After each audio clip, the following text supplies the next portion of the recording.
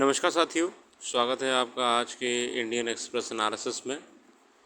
आज हम जानेंगे 13 अगस्त के संडे एक्सप्रेस में कौन सी खबरें हैं आपकी तैयारी के लिए ज़रूरी और कौन सी खबरों को हमें इग्नोर करना है।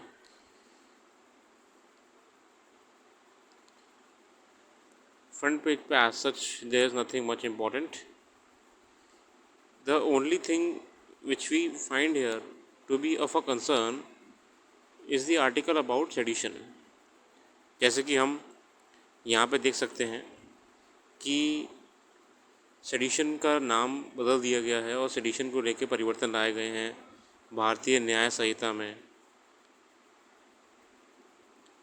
इस पैनल ने जिसने ये रिकमेंड करा है, इसमें हमारे प्रोफेसर जी.एस. वाजपेयी साहब भी थे। Professor GS. वाजपेयी साहब, इन्होंने क्या कहा देखिए, आप छोटे सा कमेंट है इनका। The Bharatiya Nyaya Sanhita tabled in Lok Sabha on Friday to replace IPC sedition. उसमें इनके हिसाब से जो नया इसमें एस्पेक्ट जोड़े गए थे वो हैं endangering sovereignty, unity and integrity of India. Asked why a similar offence is prescribed even as the government intends to do away with the sedition. अगर सरकार सेडिशन को हटाना चाहती है तो भैया आपने अभी इसको रखा क्यों? आपने क्यों नहीं हटाया सेडिशन को? तो वाजपेयी साहब ने कहा है कि the reformation of India sedition law has perennially been a complex discourse entailing a delicate balance between the imperatives of national security and the prerogatives of individual liberty. The razor terms like sedition or Rajdroh marks an initial stride towards progress, as these terms are relics of colonialism, insinuating act against monarchy. मतलब वही अपनी बात इन्होंने घुमा घुमा के घुमा दी। चलिए आगे जानेंगे हम इन्होंने आगे क्या कहा है। यहाँ कंटिन्यूटी है उसी आर्टिकल की। Saying that it is necessary to effectively deal those who deliberately jeopardize the security of a nation। उन्होंने कहा कि जो लोग देश की सुरक्षा के लिए खतरा है उनको हमें डील करना ज़रूरी है। वाजपेयी ने कहा है कि proposed offences marked diverges from section 224 AIPC that criminalize sedition since it's more specific, ambiguously addressing sectionism, separatism and armed rebellions। ठीक है, This eliminates vague phrase such as disaffection towards established government और hatred और contempt। पहले वाले में क्या था ना, disaffection लिखा हुआ था, hatred लिखा हुआ था, contempt लिखा हुआ था, उससे और उन्होंने broad कर दिया है। This law has been conceived to confront actions that imperil the sovereignty, unity and integrity of the nation, deriving its authority from Article 19(2) of the Indian Constitution। Whoever proposes or knowingly by words, either spoken or written, or by signs, or by visible representation, or by electronic communication, or by use of financial mean, मतलब कोई किसी प्रकार से अगर देश के खिलाफ काम करेगा तो उसे सेडिशन या फिर अब जो नया आपका नए रूप में सेडिशन को रखा गया है उसके तहत पनिश किया जाएगा। ठीक है,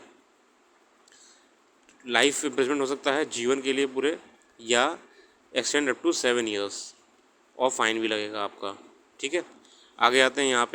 यहाँ पे बेसिकली हम जानते हैं कि 15 अगस्त आने वाली है तो उसकी तैयारियां की जा रही हैं। ठीक है, 2 आईपीएस ऑफिसर्स को भी मेडल दिया जाएगा, होम मिनिस्टर्स मेडल। चलिए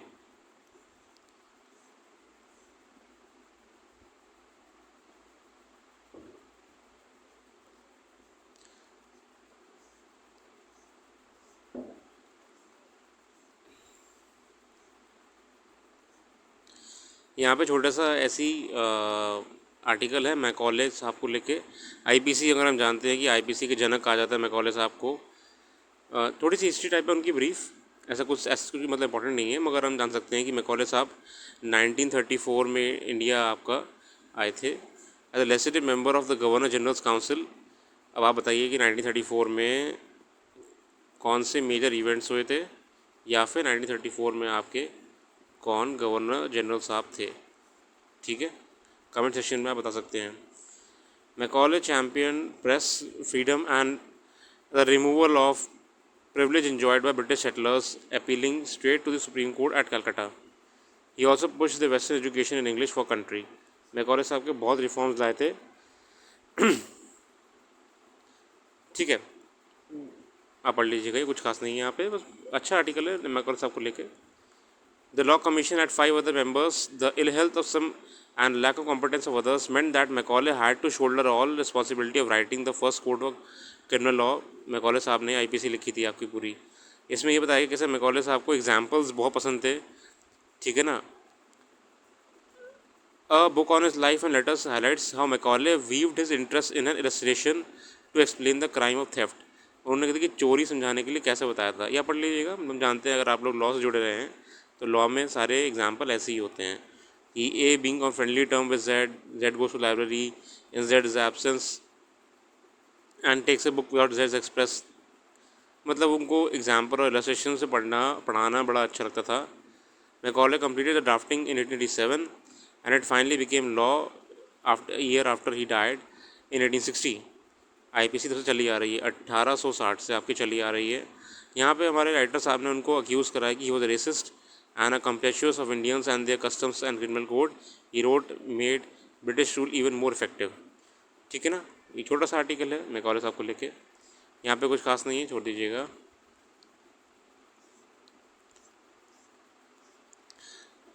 अभी हम जानते हैं कि पार्लियामेंट में digital personal data protection act लाया गया, तो इसको लेके जो हमारे राजीव चंद्रशेखर साहब हैं, minister of electronics and IT, इन्होंने कुछ बातें कही हैं जो चीज़ें अच्छी हैं।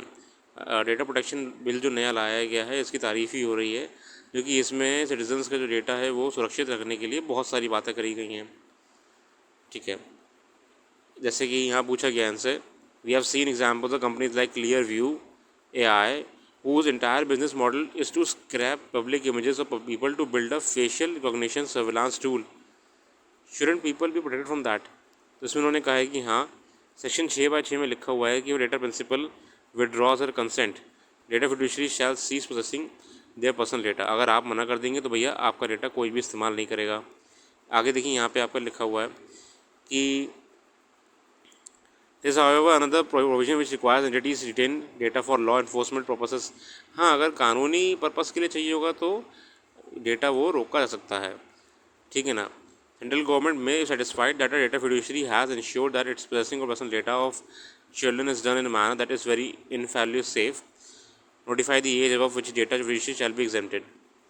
ठीक है, बाकी सेक्शन बहुत सारे इसमें एक्ट में दे रखे हैं जो कि हमें हमारा अगर एक मान लीजिए एक पर्सन है तो उसका डेटा अगर गवर्नमेंट के पास किसी प्राइवेट एंटिटी के पास है, मान लीजिए ये ए पर्सन है, तो इस एक्ट के बाद से इसको बहुत सारे अधिकार मिल गए हैं। बहुत सारे अधिकार कैसे मिल गए हैं कि ये अगर चाहे तो उस कंपनी को वो रीच करके कह सकता है कि आप डेटा हटा दीजिए मेरा, या अगर वो कंपनी बिना इनकी अनुमति से डेटा का यूज़ करती है तो वो उनको मना कर सकता है। इसके अलावा अगर किसी भी प्रकार से इनकी ही बिना अनुमति से, इनको खबर भी नहीं है और डेटा किसी कंपनी ने ले लिया है, तो ये उनके खिलाफ़ भी एक्शन ले सकते हैं। मतलब डेटा का चोरी करना, डेटा को ज़बरदस्ती बेचना, मान लीजिए किसी ने डेटा सेल ही कर दिया लेके एक नागरिक का, तो ये उस पर भी एक्शन ले सकते हैं। मतलब कि पूरी ताकत जनता के पास।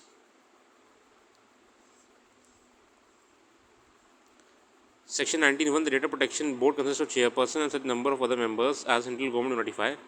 जो आपका बेसिकली डेटा प्रोटेक्शन बोर्ड होता है उसमें चेयरपर्सन होता है और बाकी सदस्य होते हैं।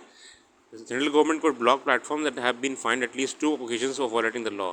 अब मान लीजिए कि अगर कोई भी प्लेटफॉर्म है, अगर वो लगातार 2 बार से ज़्यादा वार्न करा गया है, उसके खिलाफ़ कानून को तोड़ने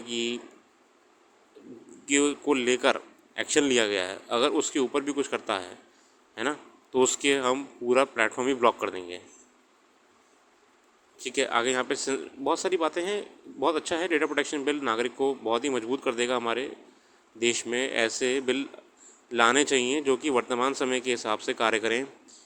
यहाँ पे लॉजिस्टिक्स इंडस्ट्रियल सेक्टर को लेकर दिया हुआ डेटा थोड़ा सा कि लॉजिस्टिक्स तो देखिए हम जानते हैं गवर्नमेंट की पॉलिसी का पार्ट होता है।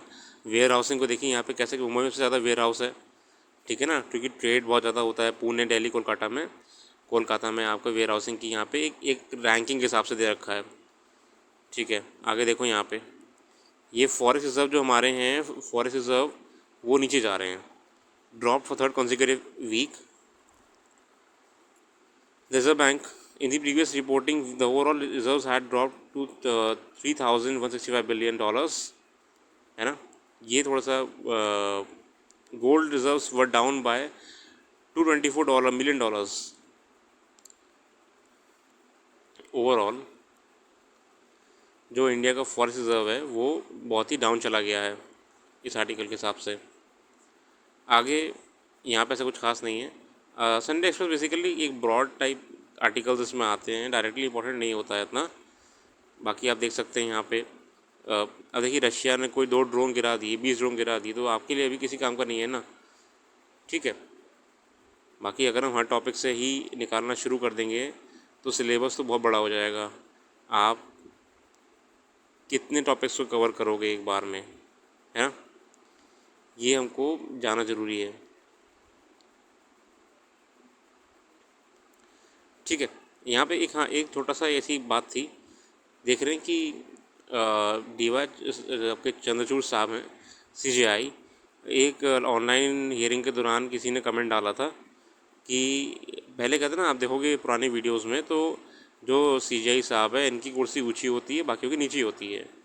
तो इन्होंने वो कमेंट पढ़ा और can you tell why the chairs have different heights in the Supreme court.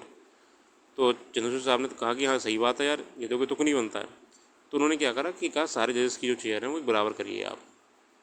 ठीक है. तो यही चीज़ है. अच्छा लगा बड़ा. रिफॉर्म्स आते रहने चाहिए. इसके अलावा पेपर में कुछ खास नहीं है कि आप इसमें ज़्यादा समय दें अपना. ठीक है.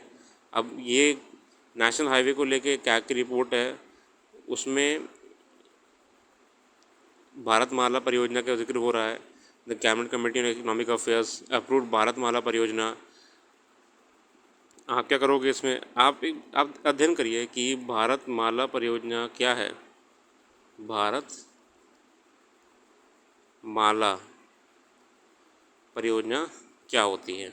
ठीक है ना. बस इतना ही काफ़ी है इसमें आपको. बाकी ये कमेंट्रीज तो प्रोजेक्ट कॉस्ट वगैरह को लेकर आती रहेगी. हालांकि इस आर्टिकल में क्या कहा गया है कि जो आपका द्वारका एक्सप्रेसवे बनाया जा रहा है उसकी कीमत 18 करोड़ 1 किलोमीटर की पड़ रही है.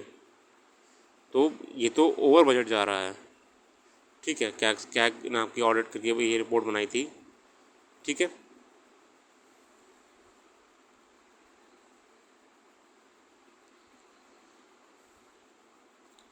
एक छोटा सा आर्टिकल यहाँ पे है कि दिल्ली जो वुमेन कमीशन है आपका, दिल्ली कमीशन वुमेन, इसमें उन्होंने बताया है कि उससे ज़्यादा कॉल्स आई हैं इनके पास लास्ट ईयर से. ठीक है. जुलाई 22 में आपका चाहे वो ट्रैफिकिंग को लेके हेल्पलाइन की कॉलिंग हो, चाहे वो मेडिकल नेग्लिजेंस को लेकर हो, सेक्स रैकेट को लेकर हो, सेक्सुअल हरासमेंट को लेकर एट वर्क प्लेस, तो ये महिलाओं के ऊपर बढ़ते क्राइम को दर्शा रहा है. मारीवाल जी ने कहा है कि कमीशन ने 6,30,228 कॉलें रिसीव करी. ठीक है ना. ऑलमोस्ट 11,000 केस जो थे दिल्ली के बाहर के. Toll free helpline working effectively because it is not only work as a call centre but also backed by team of counsellors. ठीक है. तो डेटा है, आप इसको यूज़ कर सकते हैं क्राइम को लेकर वुमेन के खिलाफ जो हो रहा है. यहाँ पे आपके सामने ग्राफ भी दे रखा है. डोमेस्टिक वायलेंस को लेकर ज़्यादा केस होते हैं, फिर पड़ोसी के टक्कर होते हैं वो यहाँ पे मेंशन करे हुए हैं. Rape and sexual harassment 5,000, POCSO 3,000, kidnapping 3,000, cyber crime 3,500 और ग्रीवियंस ऑफ सीनियर सिटीजन्स 3,144. ठीक है. डेटास हैं. ठीक है. बाकी कुछ खास नहीं है, उसको छोड़ देंगे ऐसे ही. जुड़े रहिए, पुरानी वीडियोस को रेगुलर देखा करिए. रेगुलर रहेंगे तो आपको भी हर आर्टिकल अच्छा लगेगा और कंटिन्यूटी बनाए रहेगा. Thanks for giving your precious time and have a very very nice day.